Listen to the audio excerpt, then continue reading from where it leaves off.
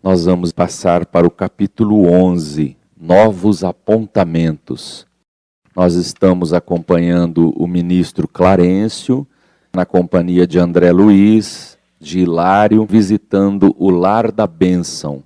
E estão conversando, dialogando com Blandina, um espírito que tem tarefas no Lar da Bênção. Juntamente com Blandina está Mariana, que foi avó de Blandina.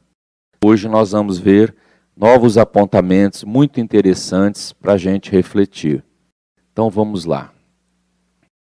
Hilário, aderindo à renovação da palestra, indagou da irmã Blandina se ela era a dirigente do parque em que nos achávamos, ao que ela informou com humildade. Não me atribua tamanho crédito. Tenho tarefas variadas aqui e alhures. Entretanto, sou mera servidora. O nosso educandário guarda mais de 2.000 crianças, mas sob os meus cuidados permanecem apenas 12. Somos um grande conjunto de lares, nos quais muitas almas femininas se reajustam para a venerável missão da maternidade. E conosco, multidões de meninos encontram abrigo para o desenvolvimento que lhes é necessário, salientando-se que quase todos se destinam ao retorno à terra, para a reintegração no aprendizado que lhes compete. E a direção central? Inquiriu meu colega esmiuçador. Não reside aqui. O parque é uma das várias dependências de vasto estabelecimento de assistência e educação, do qual somos hoje tutelados. No fundo, nossa casa é uma larga escola, dotada com todos os recursos indispensáveis ao nosso aproveitamento. Os melhores processos de habilitação espiritual funcionam conosco em benefício dos que vão renascer na carne e dos que se dirigirão mais tarde às esferas superiores. Muita coisa para a gente refletir, não é? Eles estão lá no Lar da Bênção, conversando, e a Blandina vai dando informações. Ela diz, primeiramente, que essa instituição atende mais de 2.000 crianças. É um verdadeiro parque educacional, é uma escola mesmo. 2.000 crianças estão ali sendo assistidas. Ela, no entanto, tem tarefas variadas, não só ali no parque educacional. Aos cuidados da Blandina, são 12 crianças que ela cuida diretamente. Dentre essas 12 crianças, uma em especial que é o Júlio, lembram? A criancinha que morreu por afogamento. E ele está requerendo um cuidado especial, e a Mariana está colaborando com a Blandina. Muito bem. Essa instituição, ela informa, é um grande conjunto de lares. Em verdade, a constituição física, vamos dizer assim, desse lar, não é assim um grande dormitório, grande barracão, onde... Não, é uma escola, mas é também um conjunto de lares, ou seja, existe uma casa, um lar, onde tem lá, vamos dizer assim, uma tia cuidando de 8, 9 crianças. A Blandina reside num lar e ali está sob os cuidados dela 12 crianças. Eles reproduzem nessa instituição um clima bem familiar, doméstico, né? Um lar verdadeiramente. Então é um grande conjunto de lares, então várias casas com a responsável e as crianças. Ela também diz que ali muitas almas femininas estão trabalhando, se preparando para a missão da maternidade. Sobretudo, espíritos que já tiveram falha nesse campo. Ali se reajustam, se preparam para voltarem à Terra para o serviço da maternidade. Não é só uma escola para crianças, mas também é uma escola para as almas femininas. Elas se preparam para a maternidade. Essa escola, esse parque educacional, para as crianças, é um verdadeiro abrigo para o desenvolvimento dessas crianças. Então, ali, esse complexo desenvolve todas as tarefas que a gente possa imaginar. Ao mesmo tempo é um lar, ao mesmo tempo é uma escola, ao mesmo tempo consultório de psicologia, ao mesmo tempo um parque de recreação, onde a criança vai desenvolver todos os aspectos necessários para o seu engrandecimento. Se aqui na Terra, hoje em dia, a gente vê uma escola tentando ver todos os aspectos que vão auxiliar a criança, eu fico imaginando a Sônia, a Miriam, quem mais trabalha em escola aqui? Você, ela, né? Imagina, vocês devem estar doidinhas para trabalhar numa escola dessa, porque as da Terra, meu Deus do céu, tá difícil, né? Imagina essa instituição, que maravilha que deve ser. Aí ela fala uma coisa muito curiosa, né? A gente lê e não percebe certos detalhes. Para certas coisas, os espíritos tocam assim levemente, coisas que a gente ainda não tem cabeça para compreender. Ela diz assim, quase todas as crianças dali do lar se destinam ao retorno à Terra. Quando ela diz quase todas, ela está dizendo que algumas não reencarnam na Terra, não é? Quase todas são preparadas ali, são desenvolvidas. Lembra que a gente viu que elas vão crescendo, e o tempo necessário ali, e depois reencarnam, voltam para a Terra. Quase todas, mas ela não diz que são todas. Algumas não voltam para a Terra. Vão para onde? Aí ela diz ali, outras, poucas, se dirigirão mais tarde às esferas superiores. Então o processo, vamos dizer assim, vamos chamar assim, ó, reencarnatório, entre aspas, porque não reencarna na carne, reencarna também em dimensões diferentes. O Dr. Inácio Ferreira tem feito algumas abordagens pelo Bacelli sobre reencarnação no mundo espiritual. Quando lançou um livro falando disso, nossa, muita gente do movimento ficou doido, pirou. E muita gente até disse, não, o Bacelli não está bom da cabeça, como que pode reencarnação no mundo espiritual? O espírito tentou dar uma ideia desse processo e ele tem que usar uma palavra próxima do nosso vocabulário, do nosso entendimento. Então, na verdade, a palavra correta não seria reencarnação, porque a reencarnação é o processo de religar-se à carne.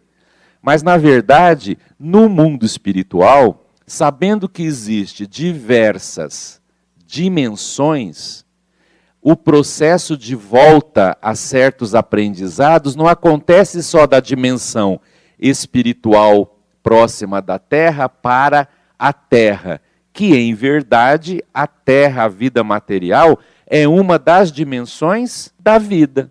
É uma das dimensões da vida. Então a gente entende assim, ó, o espírito ali perto do mundo espiritual próximo à Terra, voltando para um corpo na dimensão física.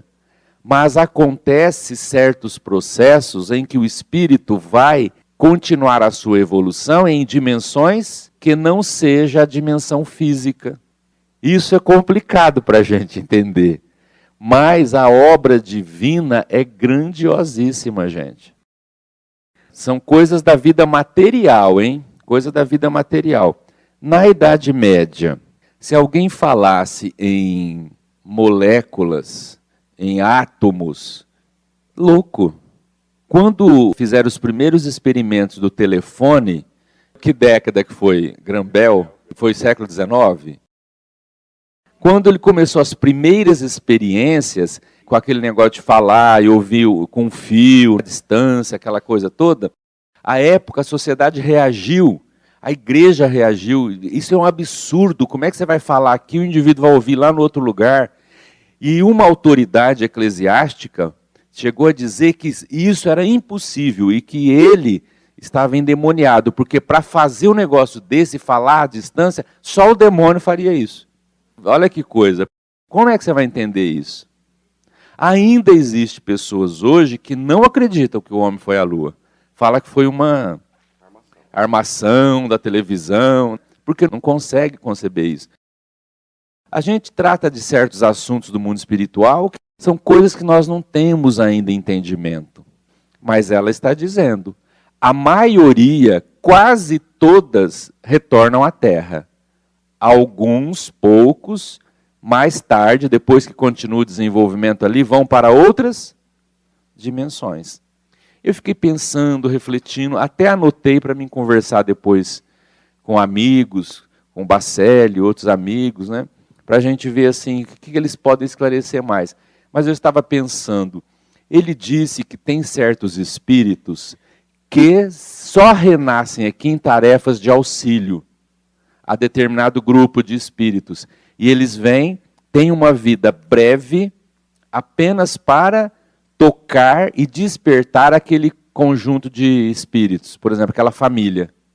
Lembram que ele falou? Que há espíritos que vêm, têm uma curta existência e a morte deles, o retorno à vida espiritual, vai mexer muito, trabalhar. Eu pensei nesses espíritos, que talvez sejam espíritos que estão em tarefas de crescimento em dimensões diferentes da nossa, e que fazem isso por amor a esses espíritos que estão mais aqui na retaguarda. Para eles é um breve tempo e eles vão continuar o aprendizado deles nessas dimensões superiores. Não é? Então talvez eles não precisam voltar à Terra, mas voltar em outras dimensões, se preparando, quiçá, talvez, para voltar à Terra depois em outras tarefas maiores. Pensei. Oi. Uma criança vem para mexer, né? Eu já vi uma família inteira se reorganizar por causa da morte de um netinho que era tudo para a família inteira. Então são coisas que a vida vai utilizando, né? E mexe mesmo. Então olha coisas interessantes. São crianças ali que estão sendo educadas, preparadas, né, para continuar a evolução. Porque para um espírito retornar para esses mundos inferiores, sair do planeta, primeiro, não é comum assim ficar saindo do planeta. Geralmente, esse êxodo de espíritos para outros mundos acontece em determinados períodos, tempos evolutivos da Terra. Nós estamos vivendo agora um período que os espíritos falam que aqueles que não acompanharem o progresso vão... A gente percebe que isso é uma coisa assim de certas etapas, né? A não ser um ou outro caso necessário. Mas a criança que está sendo educada, preparada ali, a maioria é para o retorno à Terra. Porque para você voltar para o mundo inferior, tem duas coisas. Você não está acompanhando o processo evolutivo do planeta, ou você ir em alguma missão, que seria um caso muito especial. A maioria é voltar para a Terra, né? Vamos lá, então? Vamos saber mais... Oi, Eurivaldo. Não se trata de QI. Trata-se de espíritos que estão mais capacitados para continuar a evolução deles em dimensões diferentes. Não é só capacidade de intelecto, é capacidade evolutiva. Pode ser crianças, espíritos que vieram para a Terra em tarefa de auxiliar um grupo familiar, ou espíritos que já estavam quites com esse nível evolutivo aqui, e restava apenas alguma coisa em pendência e veio, e então agora vão para esferas superiores. Não são espíritos evoluídos com capacidade de sair dali e já voltar a uma personalidade anterior. Esse mecanismo, Orivaldo, é muito complexo. Para o espírito sair do corpo, ele sendo uma criança, vamos pôr assim, uma criancinha de 3, 4 aninhos, e chegar no mundo espiritual, sair daquele invólucro de criança, assumir uma personalidade anterior, ter lucidez e tudo mais, só para um espírito que tem uma condição muito elevada. Porque é um processo da lei. Isso é um negócio que demora para o espírito se desvincular, entendeu? A maioria fica na fase infantil, no mundo espiritual. Alguns casos é que retomam uma personalidade anterior e volta à consciência lúcida. Não é comum. Por isso, essas instituições para atender a criança lá. Porque o processo é complicado. É a mesma coisa o esquecimento do passado. Nós esquecemos o passado. E às vezes a gente pensa, como nós vimos no livro anterior, que você vai chegar lá no mundo espiritual, eu sou espírito, não sei o que lá, e que vai lembrar das suas vidas. Não lembra, não. Você só vai lembrar de existências anteriores quando você tiver capacidade de recordar isso. E vão ser alguns lances. Você não vai lembrar de tudo assim, não. Porque isso nos atrapalharia o processo evolutivo. São poucos os que têm condições de recordar.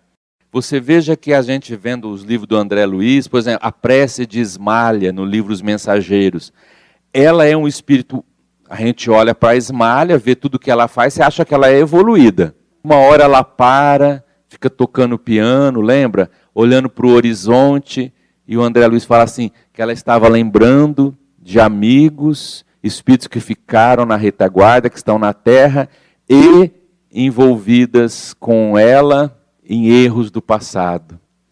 Ela ficou triste, ficou pesarosa. Uma Ismália, imagina nós lembrar disso. Você fica doente lá. A Blandina começou a falar de um problema pessoal dela, porque ela disse que ela errou no campo da maternidade no passado, logo o assunto já foi desviado, porque isso mexe com a gente. Então não é qualquer um. Não adianta ficar alegrinha, que você vai chegar lá e vai lembrar das suas vidas passadas, que não lembra. Só em alguns casos de aprendizado, para você lembrar, saber. A coisa não é assim como a gente imagina, não. Há casos que voltam no mesmo pai. Eu vi um caso que o Divaldo Franco falou para a mãe assim, guarda alguns brinquedos dela e deixa guardado. Ela vai voltar, já está no mundo espiritual estabelecido. Quando ela voltar, você coloca os brinquedos, você vai perceber que ela vai escolher aquilo que ela gostava aqui. Que ela ganhou de presente, que ela tinha preferência. Às vezes o espírito volta com os mesmos pais, às vezes vem na mesma família, às vezes vem como neto, e às vezes vem próximo, dependendo do caso. Então vamos lá. Mas possuem aqui até mesmo os cursos primários de alfabetização? Como não? Falou nossa jovem amiga. Precisamos movimentar todas as medidas de despertamento espiritual ao nosso alcance. A cultura intelectual pode não ser condição básica de nossa felicidade. No entanto, é imperativo de engrandecimento de nossa alma. Quem não sabe ler, não sabe ver como deve. E sorrindo acrescentou, a evolução, a competência, o aprimoramento e a sublimação resultam do trabalho incessante. Quanto mais se nos avulta o conhecimento, mais nos sentimos distanciados do repouso. A inércia opera a coagulação de nossas forças mentais nos planos mais baixos da vida. O serviço é a nossa bênção. Então o Hilário perguntou, mas aqui também é uma escola, também tem alfabetização, esses espíritos vão aprender a ler aqui? Sim, como não?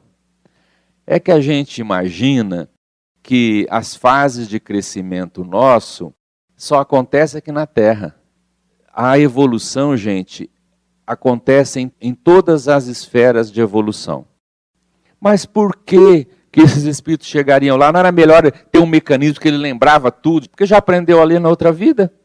Por que tem que recomeçar lá como criança de novo tal?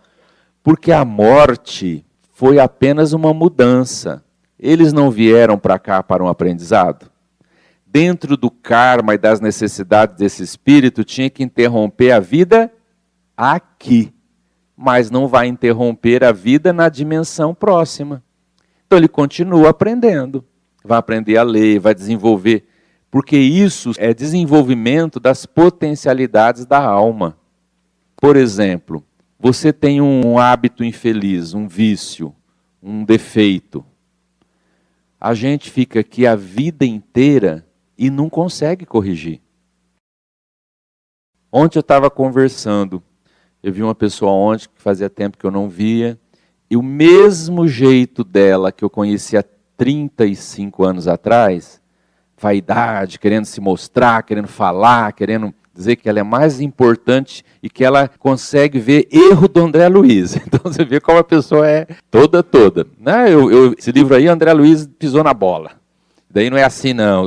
35 anos atrás, a pessoa está velhinha, gagá, e está do mesmo jeito. Aí eu falei assim, Divaldim, será que as pessoas olham para nós também e falam assim, gente, o Luiz Antônio que eu conheci há 30 anos é o mesmo, com o mesmo defeito, com o mesmo... Será que é assim? Possivelmente é assim. Porque é difícil a gente mudar uma característica da gente. Então você veja, às vezes você passa uma vida que não muda uma coisa em você, o processo evolutivo é lento. Então, mas esse espírito está aprendendo a ler lá no mundo espiritual, tudo devagarzinho, crescendo como criança.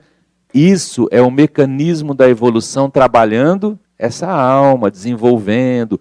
Para você desenvolver um intelecto, para você desenvolver valores, vai tempo na evolução, gente. É muito tempo.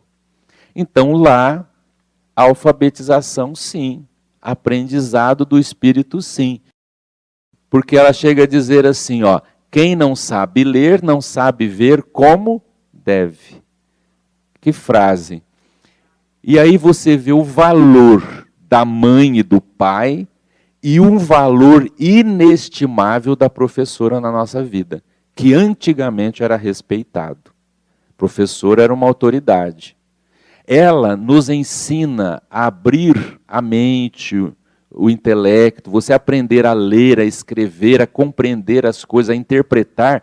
Gente, isso é sagrado. Então, o trabalho de professores devia ser reconhecido como uma coisa valorizada, uma coisa magnífica na nossa vida. Infelizmente, com a evolução, as coisas vão misturando, alterando, mas é a mestra, né? É o mestre, é aquele que vai colocar o lápis na nossa mão, que vai ensinar, que vai desenvolver isso. É alguém que abre as portas para o entendimento das coisas. É uma autoridade moral. Infelizmente, hoje está banalizado, né, em tudo. Mas é alguém que nos ajuda muito. E tem espírito que vem, começa a fazer uma coisa, desencarna, daí uns tempos ele volta para continuar aquela tarefa que ele começou. E vai na outra de novo. O processo é lento. Tudo isso que é feito lá no mundo espiritual é para dar continuidade à nossa evolução. Nada de excepcional. Agora, excepcional, gente, tem gente que fala assim, isso é muita fantasia. Esse negócio de nosso lar, cidade no além, estudar de novo, trabalhar, evoluir, é muita coisa para a minha cabeça. Muita coisa para a nossa cabeça seria admitir que a verdade é que você vai morrer ou vai ficar ardendo no inferno, ou vai ficar sentadinho numa nuvem, tocando arpinha pro resto da vida adorando a Deus. Isso que é uma coisa que não tem sentido. É ilógico. Tudo isso aqui para você morrer e ficar contemplando Deus, paraíso de inércia, sem nada. Isso que é difícil de aceitar. O livro Céu e Inferno mostra tudo isso, a continuidade, para depois na frente retomar. São etapas que a civilização passa. Se você for olhar a nossa história, você vai ver que a evolução da Terra, assim, ela tem um salto e depois vai e vem. Mas nessa bagunça que a gente olha, o progresso está sendo feito e as coisas estão acontecendo. Porque se você voltar atrás, na época que professora era uma personalidade, uma autoridade, e isso e aquilo, que os valores eram de respeito, tudo, existiam outros problemas. Por exemplo, criança não falava, só falava a hora que o adulto deixava, não podia se expressar. Tinha palmatória, tinha exposição à criança ao ridículo, a coisas que deixava a criança traumatizada. Então, tem que mexer para evoluir, tem que fazer a bagunça. para depois voltar e resgatar os valores bons. Aí lá na frente vai ter uma educação ótima, mas com a liberdade, com intercâmbio, respeito à criança como um ser que está crescendo e por isso ela tem curiosidade, ela quer saber. Então é diferente. Agora, tudo isso vai acontecendo devagar. Você veja, a gente não sabe lidar com liberdade, por exemplo. Porque antes não tinha, agora quando tem a gente bagunça. Você vê o próprio papel da mulher, que era prisioneira, era objeto, não tinha vontade, não votava, não fazia nada. A mulher lutou, conseguiu a igualdade perante o homem. Ainda hoje tem lugar que a coisa não é assim, mas já conseguiu muito. Mas aí, para poder conseguir isso, ela quer a liberdade e fazer o mesmo do homem. Mas em vez de pegar as coisas positivas, pega também as coisas negativas. E aí fica essa bagunça. Mas daqui a pouco vai melhorar. Eu acredito que no futuro nós vamos ter essa compreensão do valor da mulher, do valor dos professores. Mulher vai ganhar o mesmo que o homem e vai trabalhar meio período. Porque o outro meio período, a empresa, o governo vai pagar para ela ficar com os filhos. Isso é a sociedade correta, é o entendimento. Que ela precisa daquele tempo para o lar, para dedicar, para ver as crianças, para organizar.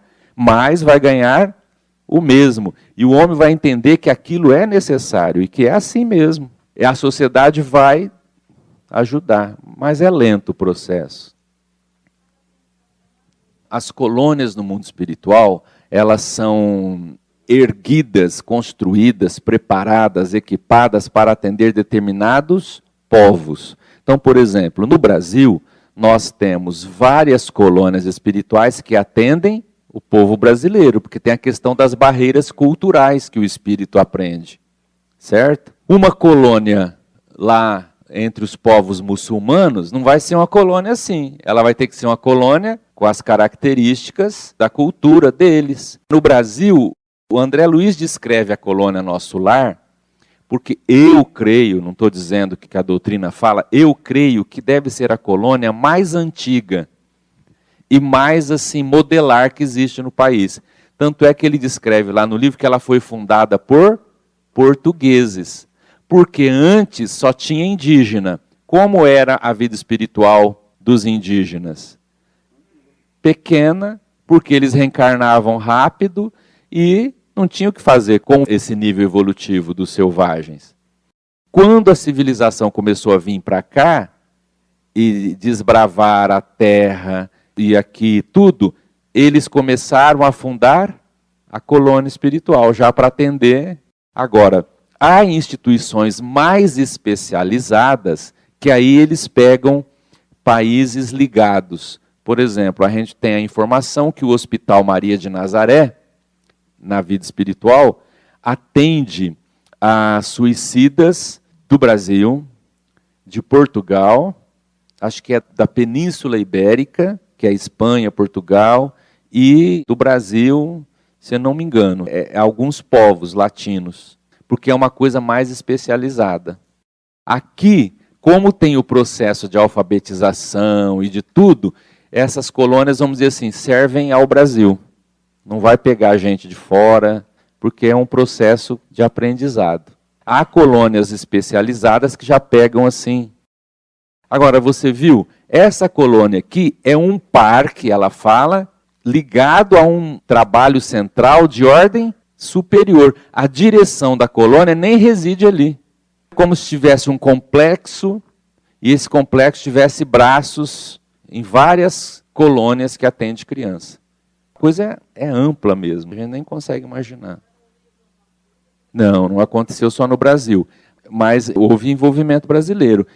Não, o que eles falam ali, eles recebem chamados de outras colônias, dizendo que vai ter uma repercussão muito grande no mundo espiritual, pedindo oração, pedindo trabalho e pedindo pessoas que possam trabalhar na ajuda, engajamento nesse socorro. Não necessariamente ali em Nosso Lar só, em outros setores. Então existe o que a gente chama de intercâmbio entre colônias espirituais. Aqui você não viaja para a Europa, para não sei aonde. A mesma coisa. Muitas vezes há espíritos que vão para outras colônias. Só que a coisa não é assim como a gente imagina. Isso é para espírito evoluído. Um espírito pode sair daqui do Brasil e ir lá na Rússia se comunicar com os espíritos pelo pensamento, saber tudo. Se euzinho, desencarnar e pegar e ir lá para a Rússia, chego lá e eu não entendo nada do que eles estão falando. Por quê? Porque as colônias próximas ao planeta mantêm as mesmas coisas vinculadas à Terra.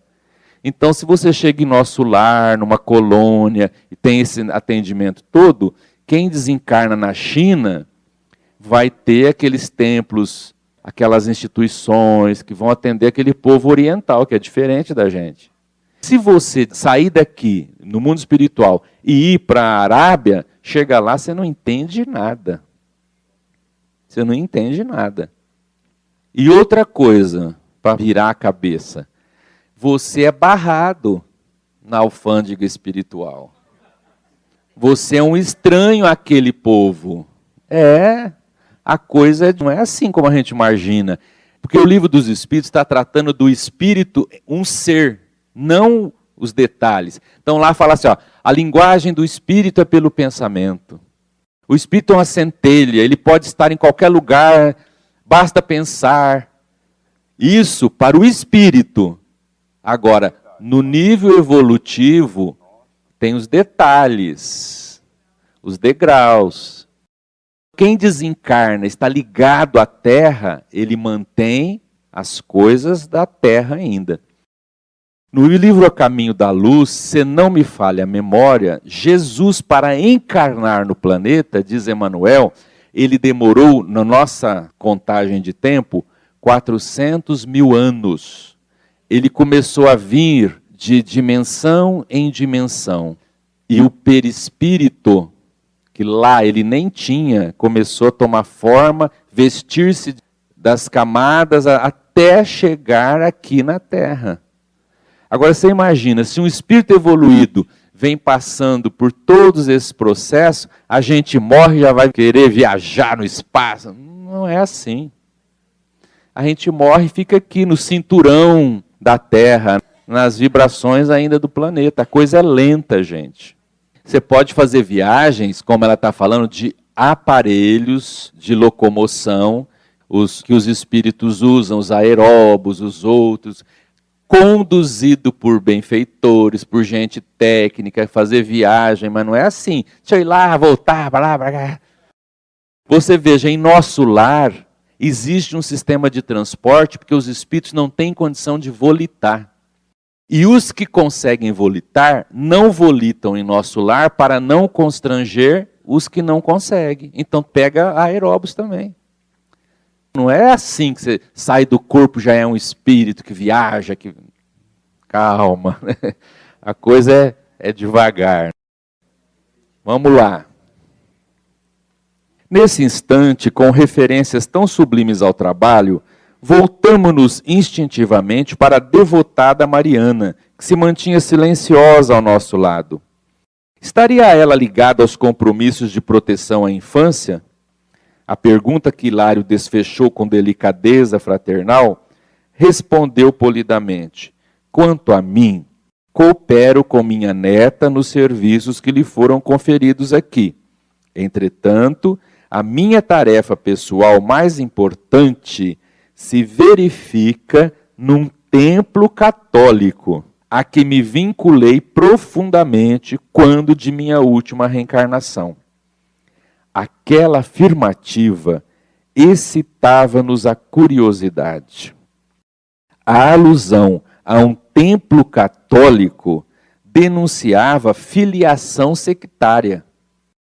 Mariana efetivamente emudecera, enquanto Blandina se confiava a precioso extravasamento de suas elevadas emoções. Estariam ali espiritualmente divorciadas uma da outra? A venerável irmã que mostrava o halo de simpatia das mulheres admiráveis quando alcançam a madureza, sorriu benevolente e acentuou: não estranhem. partilho com Blandina o estudo das leis divinas para renovar-me em espírito, com vistas ao grande futuro. Mas o amor que ainda trago por velhos companheiros de luta humana constrange-me a larga demora em serviço de cooperação na antiga casa de fé religiosa a que me afeiçoei. Aliás, ponderou o ministro sensato, o auxílio divino é como o sol, irradiando-se para todos. As instituições e as almas que se voltam para o Pai Celestial recebem o suprimento de recursos de que necessitam, segundo as possibilidades de recepção que demonstrem. Quanta coisa tem aí para a gente pensar. A Mariana, que é aquela senhora, a avó de Blandina, que está ali trabalhando, está ali sempre quietinha. Aí o Hilário, curioso, e a senhora se dedica também aqui ao trabalho das crianças? Aí ela começa a explicar.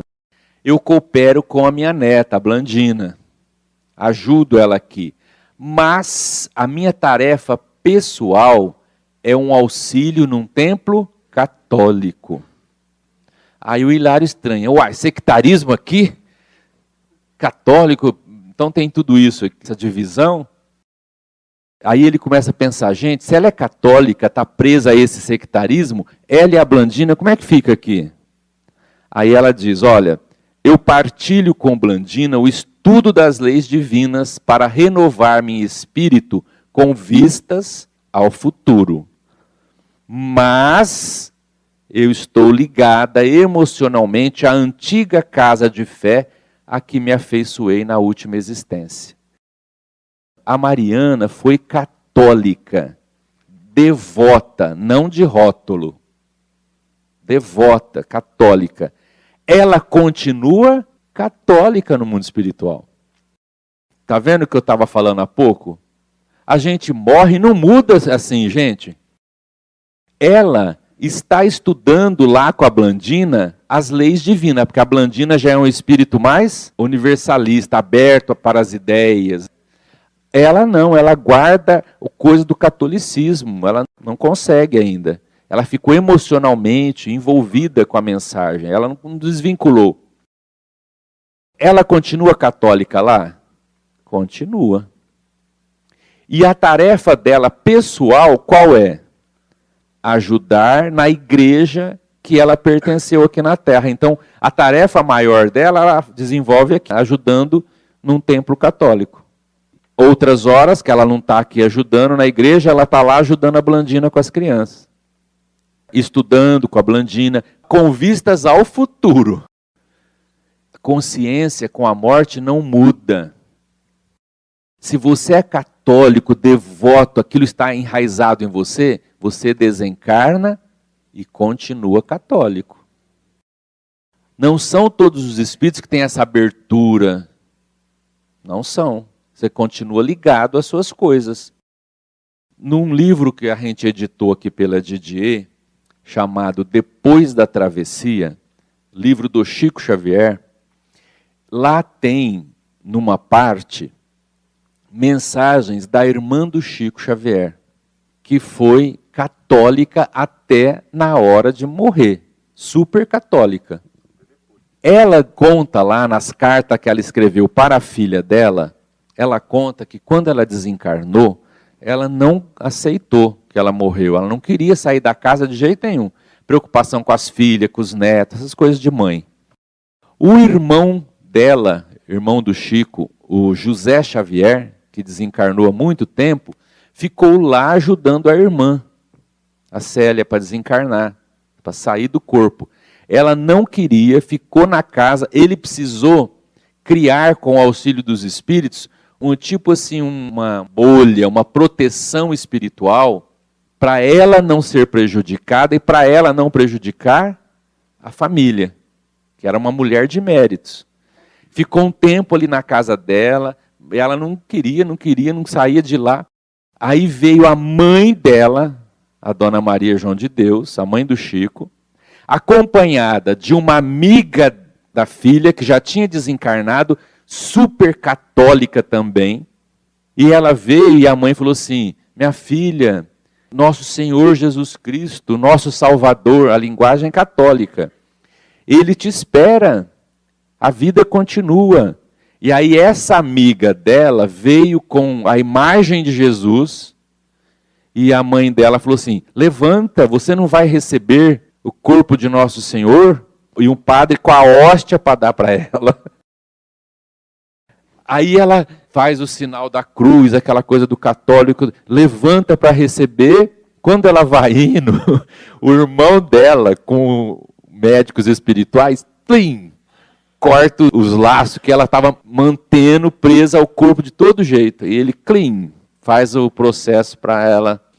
Aí ela é recebida e ela não aceita, quer ficar, não, você tem que ir. Põe ela num carro.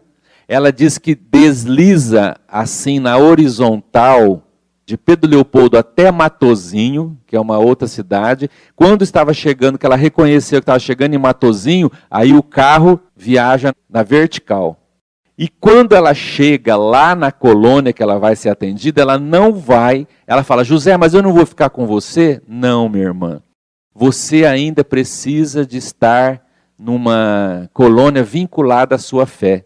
Então ela chega, reconhece as igrejas católicas, cheio de padre, freira, e as amigas dela, tudo da infância que desencarnou antes dela, tudo católica. E ela diz que as amigas, tudo saudando, fazendo, né, oi, chegou. Diz que ela olha assim, dá um tchauzinho, mas não quer saber, não.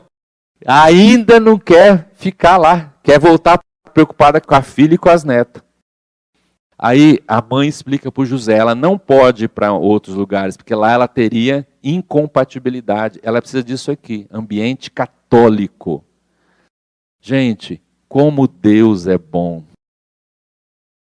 Então não é assim. Nós somos tão bobo que às vezes tem gente aqui que não aceita as coisas e a gente quer enfiar na cabeça. A mulher morre católica, aquele quadradinho de ideias. Deus dá tudo para ela lá, com a colônia católica, com as horas, com tudo. Porque a sabedoria não violenta o outro. Espera o outro despertar. Tem tudo no mundo espiritual, de acordo com as nossas condições. Isso é lindo, não é? Isso é lindo. Tem gente que vai despertando, mas gruda lá. Dependendo dos ascendentes espirituais dela, as necessidades delas, ela pode ir lá para a colônia da Ásia. Dependendo do vínculo que ela fez aqui. Aí entra vários fatores. Quer ver um exemplo magnífico? Aquela cantora brasileira, Clara Nunes. Ela era umbandista, orixás, Iemanjá, aquele negócio todo. Cantava, sempre foi, a vida inteira. Ela escreveu uma mensagem maravilhosa para a família pelo Chico Xavier. E na mensagem ela conta o desenlace dela. Quando ela abriu os olhos para o mundo espiritual, entidades da Umbanda vieram recebê-la, os orixás e tal. Ela foi num barco com representação de Iemanjá, teve as homenagens dos espíritos ligados ao culto africano, tudo, porque isso era dela, é dela. Essas entidades receberam, ficaram com ela, aquela coisa toda, tudo na crença dela. Ela entrou num barco de Iemanjá, e essas entidades atravessaram assim como se fosse um mar, um rio, um braço de mar. Lá na margem, os pais da Clara Nunes esperando. E as entidades, então, se despediram dela e entregaram ela para os pais. Olha que coisa, gente. Você acha que lá ela vai mudar os conceitos dela assim rapidinho? Não. Os pais vão cuidar e logo ela vai se vincular a isso. Porque tem gente que tem compromisso com essas seitas. Ela está no mundo espiritual. Depois da vida, não é o céu? Não, é um caminho para o céu, você vai sendo doutrinada lá. Você não foi para o inferno, você está num lugar bom, recebendo tratamento. Por exemplo, a Mariana, ela já sabe da reencarnação. Ela já tem esse conhecimento. O que a Mariana é no mundo espiritual? Uma mulher católica que acredita em reencarnação. Mas ela é católica, que ela continua com aquilo. se propõe a renovar-se, ter uma visão mais aberta para o futuro. Tem espírito que nem tem condição desses estudos das leis divinas, mais acurado, ela não tem acuidade mental. Então o tratamento com esses espíritos é diferente. É mais sectário. Ela vai ouvir muito bem um padre, mas não vai ouvir um outro espírito. Deus vai dando de acordo com as nossas necessidades. É lindo isso. Ela está ligada emocionalmente ao templo, à igreja. Ela vai trabalhar ali. Lógico. Eu ouvi de um rapaz o seguinte, a mãe católica a vida inteira. E ele disse assim, eu já não conseguia essas ideias. Para mim aquilo era muito... Mas ele falou assim, eu nunca mudei a ideia da minha mãe. Eu deixei ela até... Porque ele era mais assim, universalista, ele estudou budismo, estudou outras coisas, tal, espiritismo. Mas a mãe é sempre ali. E ele falou assim, e eu percebi que ela ia morrer católica e que eu jamais ficaria na igreja, quando eu já rapaz, feito tudo, nós fomos na igreja e foi tomar a comunhão, e a hora que pôs a hóstia na minha boca, aquilo me incomodou, me incomodava, colava no céu da boca, aquela coisa.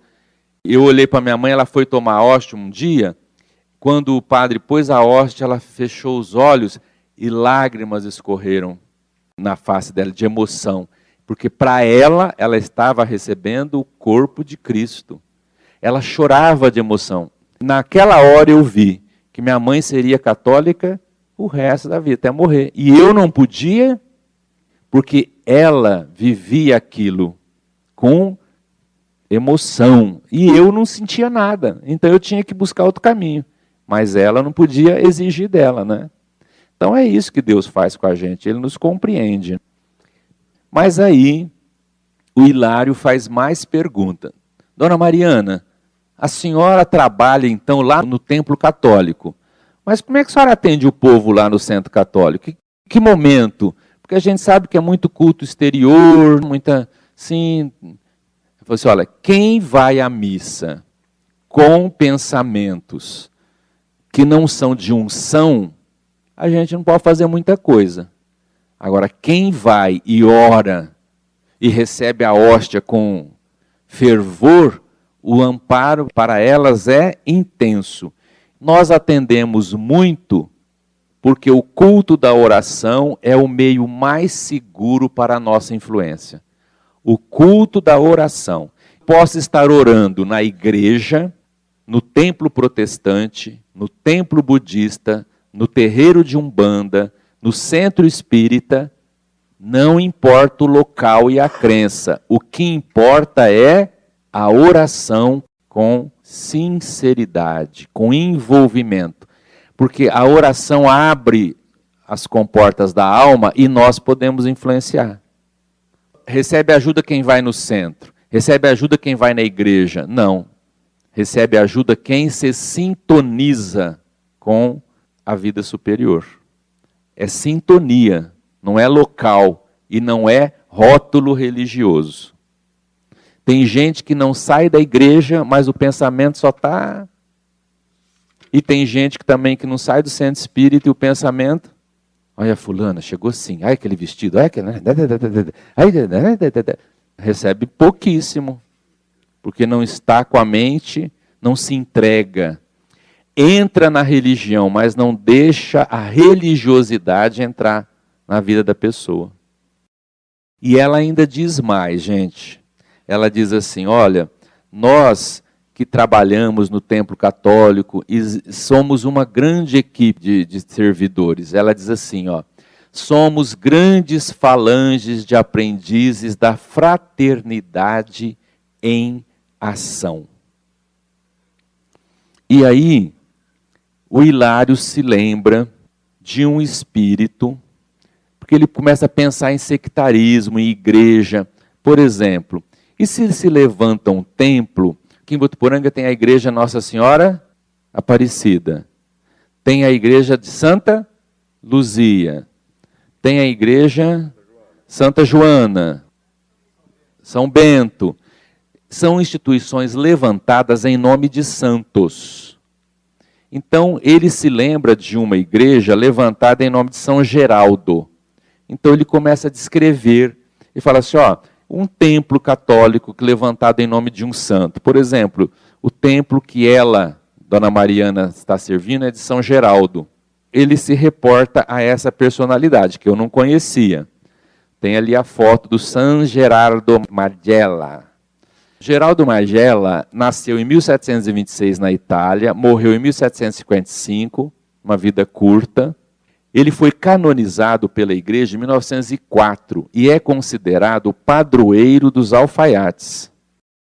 Porque a profissão dele, antes de se vincular à igreja, era alfaiate. O pai dele era alfaiate, ele aprendeu a profissão e ele trabalhou muito tempo como alfaiate.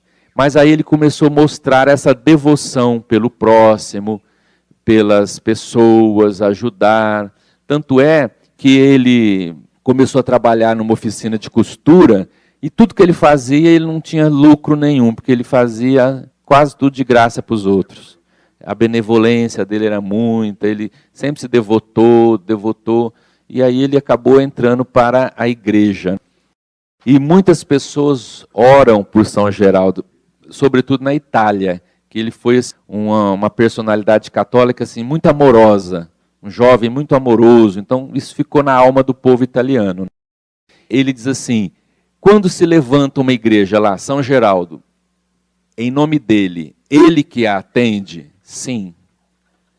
As igrejas também, quando tem o nome de uma personalidade, de um santo, isso fica sob responsabilidade do santo. Então ele vai organizando os setores de socorro, de auxílio, fica por conta dele. Ah, mas então Centro Espírita Bezerra de Menezes tem um monte no Brasil. Fica vinculado a Dr. Bezerra de Menezes. Só que é lógico que ele coloca servidores da categoria dele e organiza tudo, mas fica a responsabilidade dele. Aí o Hilário pensando fala assim, e numa situação, por exemplo, olha que pergunta inteligente, em que situação estaria um templo que fosse consagrado a alguém sem mérito para tal? Porque a gente sabe que o processo de canonização é também um processo político. Por exemplo, houve muita briga na igreja entre papas, porque o papa que entrava canonizava só gente do país dele. Então tem a interferência, tem o estudo, tal, mas tem as preferências. E outra coisa, há muita gente que foi canonizada e que não tinha méritos para tal. Foi questão política, financeira. Por exemplo, a igreja, para agradar um rei, ou para crescer naquele país onde a igreja estava entrando com problema, eles pegavam lá alguém que eles viam lá, criavam um processo de canonização e de repente naquele país tinha um santo. Aí a igreja fortalecia a fé do povo, entendeu? Então tem essa coisa. Aí ele pergunta, e quando ergue uma igreja e a pessoa não tem mérito? E o povo está orando, pedindo por aquele santo e o cara não tem mérito? Nessa contingência, mensageiros de Jesus responsabilizar-se-iam pela instituição. Põe alguém que pode trabalhar ali e tomar conta, porque o indivíduo não tem condição. Você já pensou um indivíduo como Gregório, que nós estudamos, que foi um papa e que deve ter São Gregório erguido instituições? Ele tinha condição? Mas e aí, e a fé do povo? A vida maior colocam espíritos mensageiros que vão suprir a falta daquele indivíduo ali, a fim de que a fé seja alimentada, que as pessoas sejam atendidas, porque tudo que é para o bem da humanidade, o amparo espiritual vem. Não só no campo religioso, gente. No campo científico, no campo filosófico, até no campo das artes. Há espíritos missionários encarregados de ajudar. Só que nós estamos falando de arte. Não do que hoje em dia está aí em nome da arte, que não tem nada a ver. no campo político também, econômico, tudo que é para ajudar. Vamos lembrar o Brasil, coração do mundo, pátria do Evangelho, em que muitas decisões a espiritualidade investia, trabalhava, preparava, algumas davam certo e algumas delas, na hora, os interesses falavam mais alto e a coisa não acontecia porque existe o livre-arbítrio. Mas eles amparam tudo que for para o bem da humanidade. Todas as Nossas Senhoras é Maria, mãe de Jesus.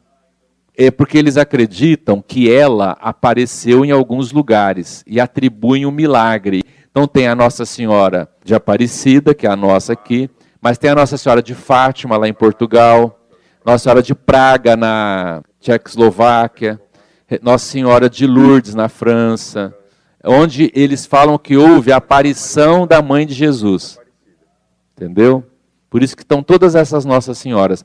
Na verdade, são entidades espirituais femininas, que na fé católica eles confundem todas com Nossa Senhora, mas são mensageiras de Nossa Senhora. Porque para eles, Jesus é Deus, que é a Trindade. É Deus também. Entre cooperar e aprovar, há sensível diferença. A sociedade ajuda a criança sem infantilizar-se. Auxiliemos as igrejas antigas em vez de acusá-las. Onde houver o mínimo germe de cristianismo, aí surgirão recursos de recuperação do homem e da coletividade. Porque eles perguntam assim, mas Mariana, você que tem uma visão, você coopera lá, você aprova tudo que é feito na igreja? Ela disse assim, ó, entre cooperar e aprovar, há uma sensível diferença. Mas eu não vou ficar brigando com os erros da igreja, eu vou cooperar. Isso é grandeza, gente. Você saber que as coisas estão erradas, mas você coopera. Porque com o tempo vai acertar. Não vou exigir de mudança agora, que eles não são capazes. Ele diz assim, ó, em vez da gente ficar acusando os erros da igreja, que são erros dos homens da igreja e não da doutrina da igreja. Porque a doutrina manda amar o próximo, prova de amor maior não há que dar a vida pelo semelhante. A mensagem do catolicismo é maravilhosa. É a mesma nossa. O que diferencia são algumas interpretações das coisas, mas é cristianismo. Vamos ajudar. Onde estiver um germe do cristianismo, surgirão recursos para ajudar o homem e a coletividade. Fundaram mais uma igreja ali, igreja protestante, não sei o quê. Tem pastor que rouba os fiéis. Sei lá. O problema é do pastor. É mais um núcleo para a fé. Deus abençoa. O outro é espírita, pensa de uma maneira meio diferente da minha. Está fazendo algum serviço para a coletividade? Deus abençoa. Lá na frente, tudo se ajusta. Quem somos nós para ser dono da verdade? Então, às vezes, a gente erra por egoísmo. O cara lá, eu não concordo com o fulano em certo aspecto. Mas ele está fazendo um trabalho, está ajudando as pessoas? Tá. Então, Deus abençoa. O pessoal conhece o Tadeu, em Araxá? É incontestável. Eu não posso falar do trabalho daquele rapaz, que eu conheci há 28 anos atrás, 30 anos, eu vi aquilo nascer lá. O moço dava banho em doente. Quando não tinha nada daquilo, era sozinho, ele e mais uns amigos. O serviço é maravilhoso, Deus abençoa. Agora eu vou ficar brigando porque o Tadeu é místico, porque ele pensa de uma maneira, porque ele pensa de outra? Deixa ele, Deus abençoa. Mas o espiritismo não é assim, Deus abençoa o serviço dele. Lá na frente, as coisas se ajeitam. Onde tiver um serviço de amor, Deus abençoa. Se a gente ficar brigando entre nós espíritas, quem é que está certo, a gente vai causar mal à doutrina. E vamos descobrir que está todo mundo errado, porque está brigando. Porque aquele que entende, compreende, deixa passar, Deus abençoa, vai com Deus, meu filho, Chico Xavier. Deixa. Mas o fulano lá, todo mundo no centro espírita dele veste roupa de branco. Se você vier perguntar para mim, eu vou dizer, olha, não há necessidade disso. Isso não é do espiritismo, isso é uma coisa que eles criaram. Agora, o trabalho que eles fazem lá é maravilhoso. Então Deus abençoa. Agora eu vou brigar por causa de uma coisa. Lá na frente ele vai ver que aquilo não precisa. Semana que vem a gente continua. Fala, Roberta. Não. Próximo à Terra, nós guardamos os nossos divisões, sectarismo, tudo. Só lá no superior, que nós nem imaginamos, lá as coisas são diferentes. Emmanuel diz assim no livro Emmanuel: espíritos que estão na minha categoria pensam de maneira diferente sobre a criação. Porque nem Emmanuel sabe a verdade da criação divina, do início. Nós aqui pensamos, às vezes, de maneira diferente um do outro. Só que eles são evoluídos. Eles pensam diferente, mas todos se comungam no amor. Nós pensamos diferente, quer matar o outro, quer soltar bomba, quer forçar o outro a pensar como a gente pensa, faz guerra porque o outro pensa diferente. Isso é evolução. Então, semana que vem a gente continua.